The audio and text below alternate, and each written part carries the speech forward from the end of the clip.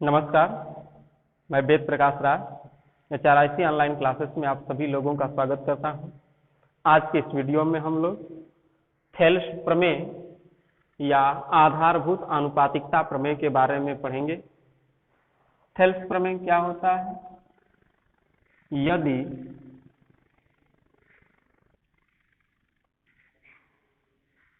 किसी त्रिभुज की एक भुजा के समांतर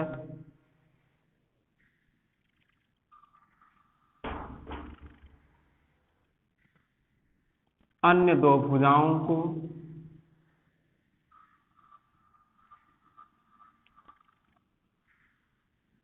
भिन्न भिन्न बिंदुओं पर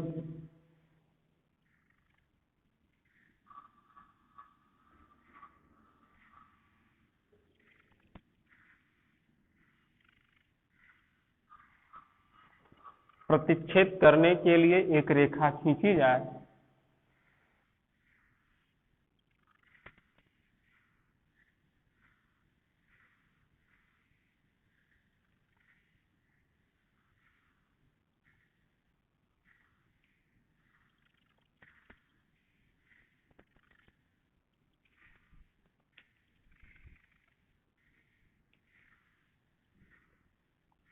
तो ये भुजाएं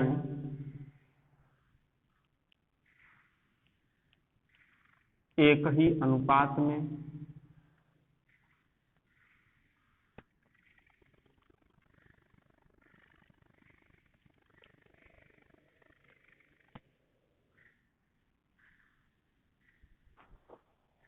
विभाजित हो जाती है।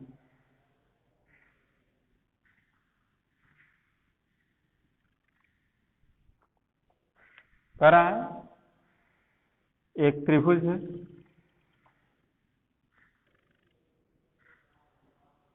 ABC। इस त्रिभुज में एक भुजा BC के समांतर एक रेखा D खींची गई है जो AB को बिंदु D पर और AC को बिंदु E पर प्रतिच्छेद करती है।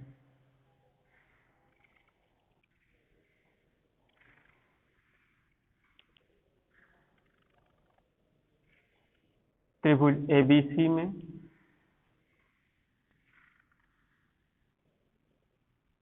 BC के समांतर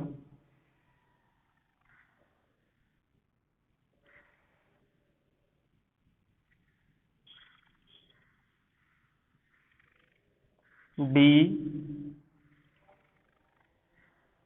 खींची गई है जो AB व AC को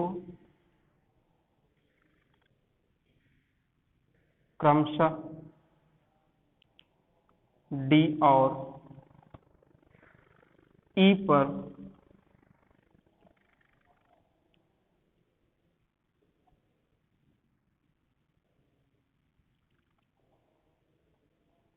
प्रतिच्छेद करती है। हमें सिद्ध करना है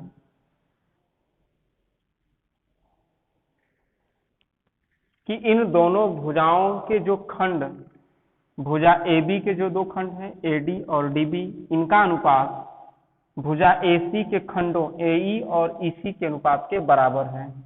अर्थात AD बटा के BD बराबर AE बटा के CE।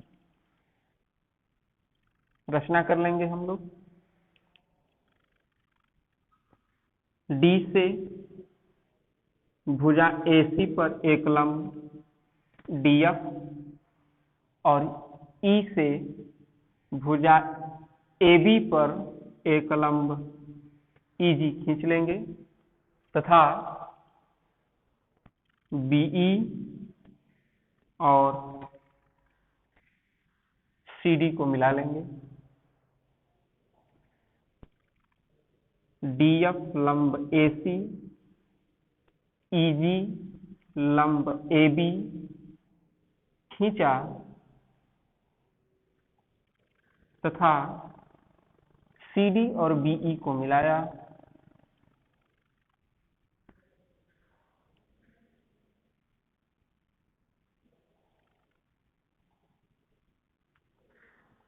अब हम उपपत्ति देखेंगे।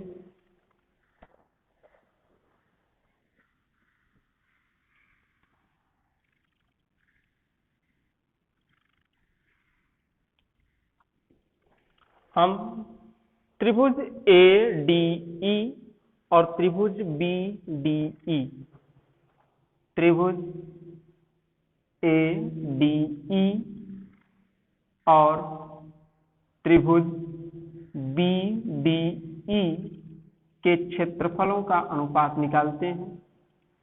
त्रिभुज का क्षेत्रफल होता है 1/2 गुणे आधार गुणे ऊंचाई। तो त्रिभुज एडी का क्षेत्रफल हो जाएगा 1/2 गुणे आधार। आधार अगर हम एडी को लेते हैं तो इसकी ऊंचाई हो जाएगी जीई, एडी गुणे जीई। ठीक उसी तरह त्रिभुज बीडीई का क्षेत्रफल निकालते हैं तो हो जाएगा 1/2 गुणे आधार गुणे ऊंचाई। अगर हम आधार बीडी लेते हैं तो इसकी ऊंचाई हो जाएगी जीई।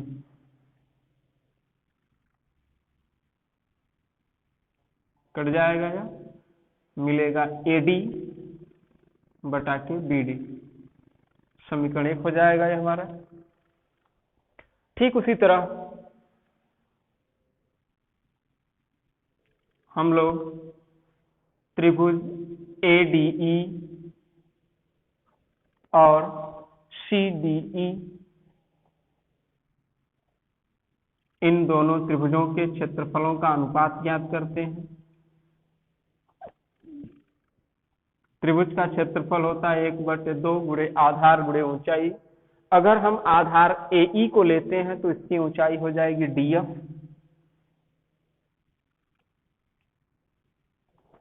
त्रिभुज सीडीई का क्षेत्रफल ज्ञात करते हैं तो त्रिभुज सीडीई का क्षेत्रफल हो जाएगा 1/2 गुणे आधार।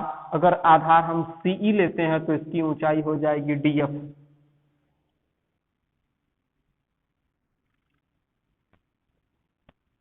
एई बटा के सीई, ये हमारा समीकरण नंबर 2 हो जाएगा। चूंकि त्रिभुज बी डी ई और त्रिभुज सी डी ई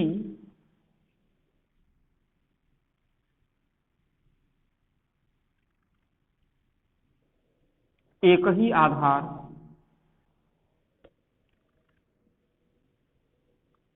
डीई पर बने हैं तथा डीई समांतर बीसी के मध्य बने हैं,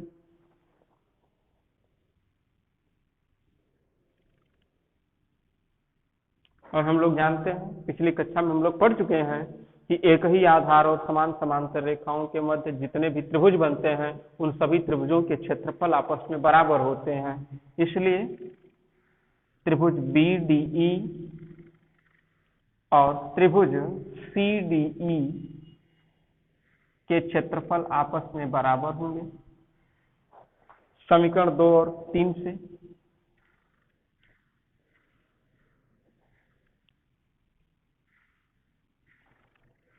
त्रिभुज एडीई का क्षेत्रफल बटे त्रिभुज सीडीई का क्षेत्रफल है और त्रिभुज सीडीई का क्षेत्रफल त्रिभुज बीडीई के क्षेत्रफल के बराबर है,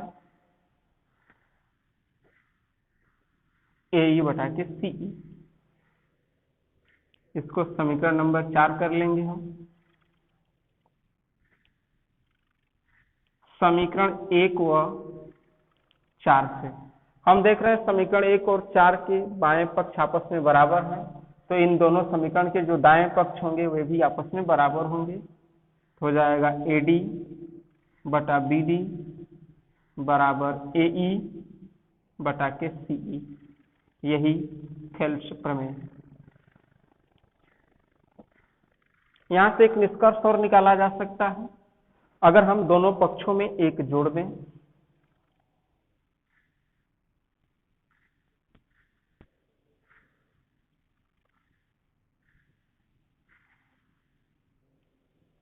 तो हो जाएगा AD बटा के BD प्लस 1 बराबर AE बटा के CE प्लस 1। एलसीएम हो जाएगा BD, ऊपर हो जाएगा AD प्लस BD, एलसीएम हो जाएगा CE, ऊपर हो जाएगा AE प्लस CE। AD में BD अगर जोड़ दें हम लोग, AD में BD जोड़ देंगे तो हो जाएगा AB बटे BD, और यहाँ पर हो जाएगा AC बटा के CE। इसी तरह अन्य निष्कर्षों को भी हम लोग ज्ञात कर सकते हैं। आइए अब हम लोग थेल्स प्रमेय के विलोम को पढ़ेंगे।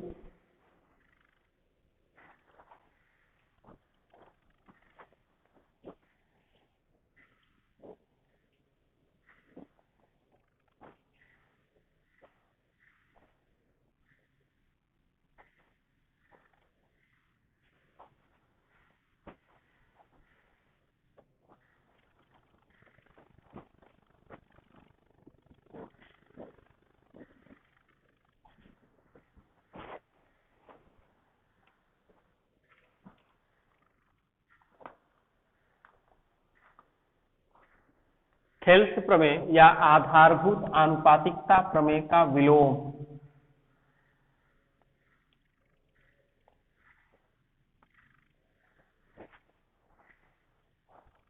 प्रमेय है कि यदि कोई रेखा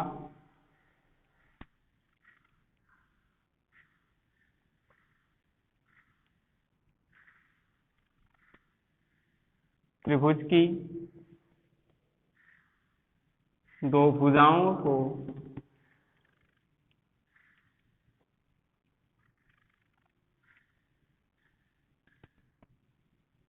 एक ही अनुपात में विभाजित करती है,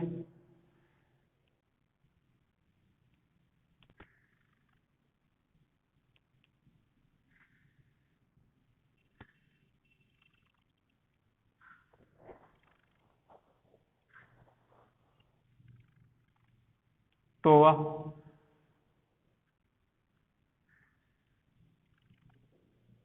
तीसरी भुजा के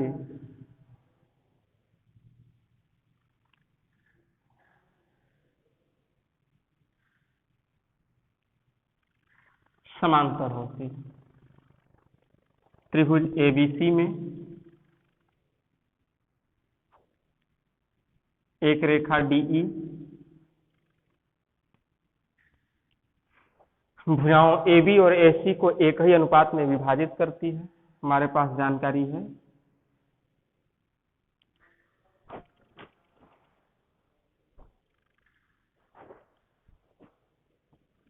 त्रिभुज ABC में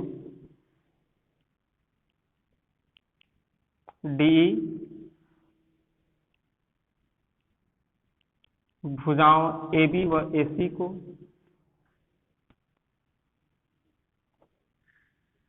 इस प्रकार विभाजित करती है।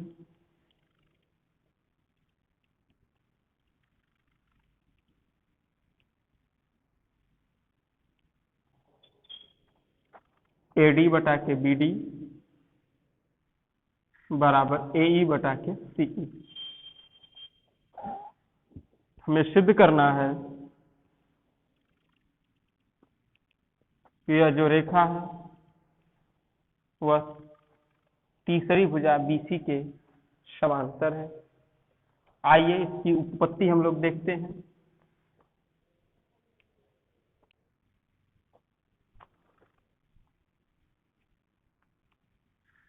हमने मान लिया कि यह जो DE है BC के समांतर नहीं है,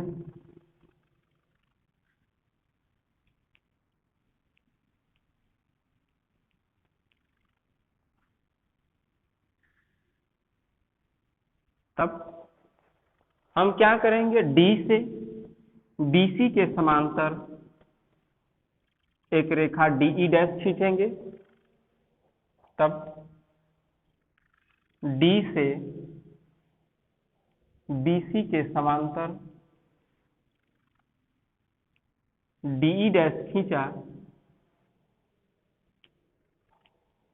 जो AC को E डैश पर काटती है। अब हम आ जाएंगे त्रिभुज ABC में।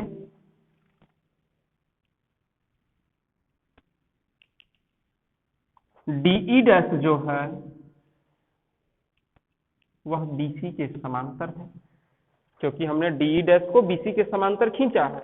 और पिछले वाले प्रमेय अर्थात थेल्स प्रमेय से कि यदि किसी त्रिभुज में एक भुजा के समांतर कोई रेखा खींची जाए, यह रेखा त्रिभुज की अन्य दो भुजाओं को एक ही अनुपात में विभाजित करती है, इसलिए AD बटा के DB बराबर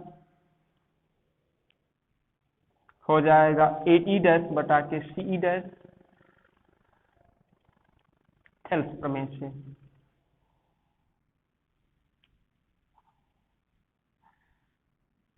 इसको समीकरण 1 मान लेंगे, परंतु हमारे पास जानकारी है कि AD बटे DB जो है वह AE बटा के CE के बराबर है, ये दिया है। समीकरण 1 और 2 से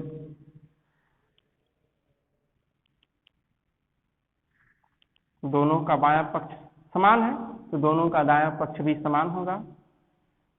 AE बटा के CE बराबर हो जाएगा AE डैश बटा के CE डैश, अर्थात बिंदु E AC को जिस अनुपात में विभाजित करता है, अर्थात AE संबंधे CE, वही बिंदु E डैश भी AC को उसी अनुपात में विभाजित करता है, अर्थात AE डैश और CE डैश के अनुपात में विभाजित करता है। बिंदु E AC को AE संबंधे EC के अनुपात में विभाजित करता है, और बिंदु E डैश AC को AE डैश संबंधे CE डैश के अनुपात में विभाजित करता है, और ये दोनों अनुपात आपस में समान है, क्योंकि E व E डैश भुजा AC को एक ही अनुपात में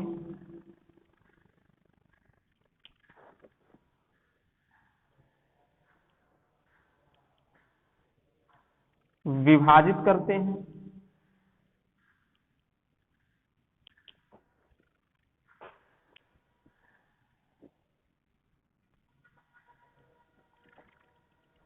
परंतु यह असंभव है,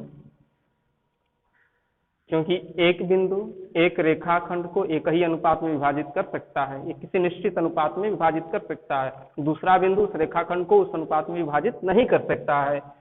और यहाँ पर हम देख रहे हैं कि E व E डैश भुजा दो बिंदु हैं, अलग अलग बिंदु हैं, E और E डैश दोनों अलग अलग बिंदु हैं, और दोनों बिंदु AC को एक ही अनुपात में बांट रहे हैं, यह तभी संभव होगा